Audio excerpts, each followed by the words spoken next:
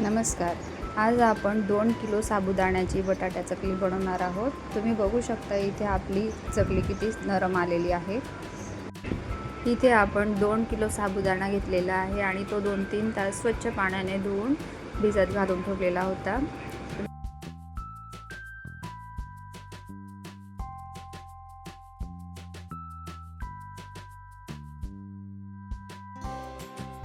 इथे बघा आपला साबुदाणा हा जो आहे तो चांगला फुलून तयार झालेला आहे.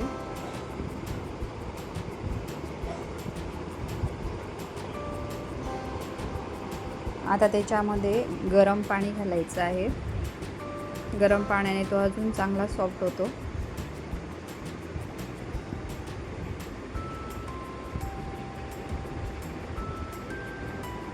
पूर्णपणे भिजला जाईल इतकं त्याच्यामध्ये गरम पाणी टाकायचं आहे.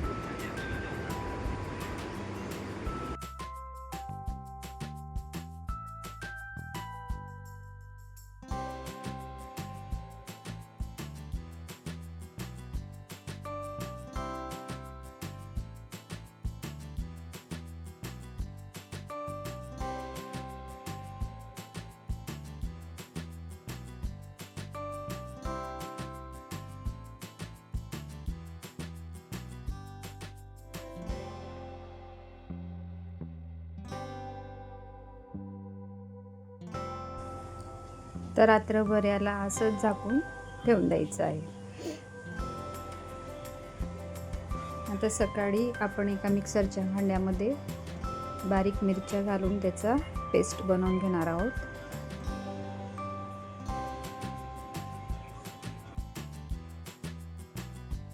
इथे आपले 2 किलो साबुदाणे आहे, त्याप्रमाणे 2 किलो बटाटे घेतलेले आहेत. तर ते आधी मी कुकरमध्ये थोडे थोडे करून शिजवून घेईल.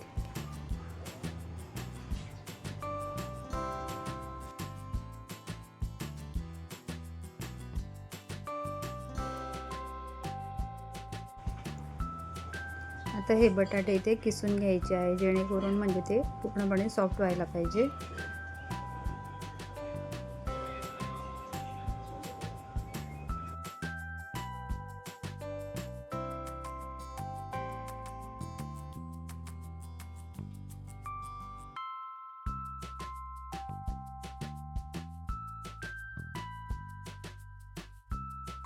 आता या शिजवलेल्या बटाट्यामध्ये आपण साबुदाणे घालून घेणार आहोत.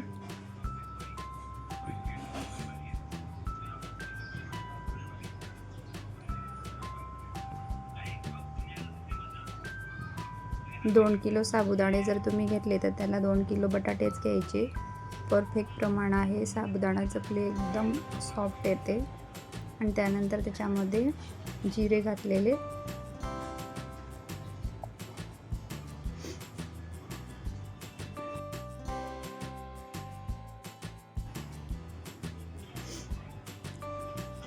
चवीनुसार मीठ टाकायचं आहे त्याच्यामध्ये.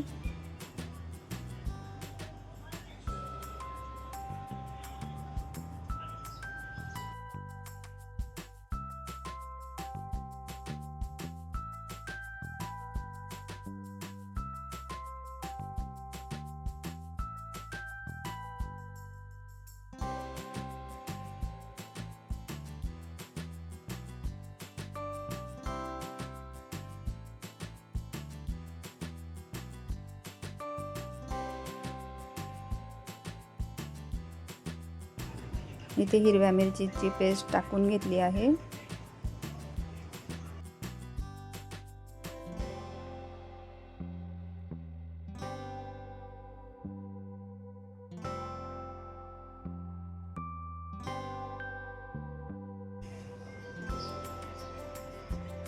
आणि ते सर्व एकत्र करून घ्यायचं आहे आपल्याला.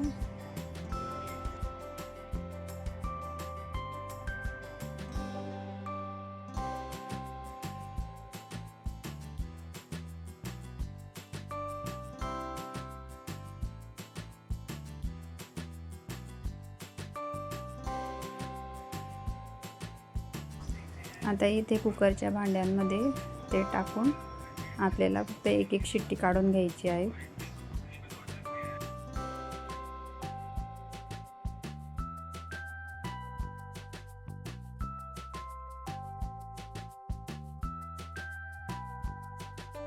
हे मिश्रण जर तुम्ही वापरून घेतलं ना तर चकली एकदम सॉफ्ट येते.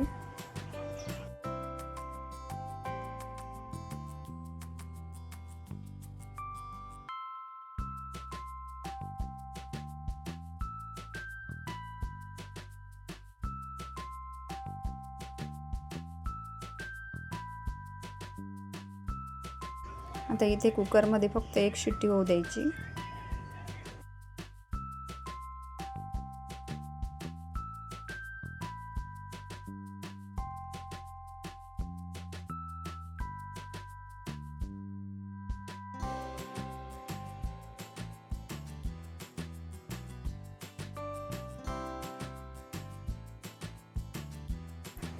बघा आता इथे आपलं पीठ जे होतं ते एकदम सॉफ्ट झालेलं आहे, त्याच्यामुळे चकली टाकायला सुद्धा आपल्याला जास्त जड नाही जात.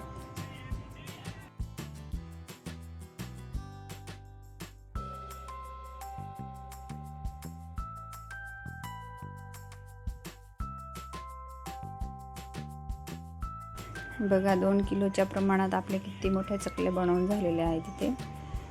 आता याला चांगले 2-3 दिवस उन्हामध्ये सुकू द्यायचे.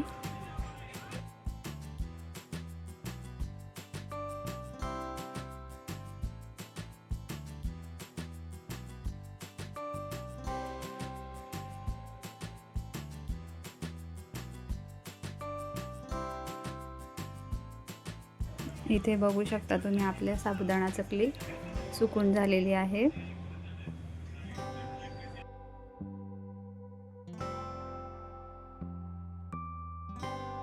तर चला मग तुम्हाला व्हिडिओ कसा वाटला तसं नक्की कमेंटमध्ये सांगा आणि तुम्ही सुद्धा कशा प्रकारे साबुदाणा चकली बनवतात ते सुद्धा नक्की सांगा आणि चॅनलवर नवीन असाल तर सबस्क्राईब करा.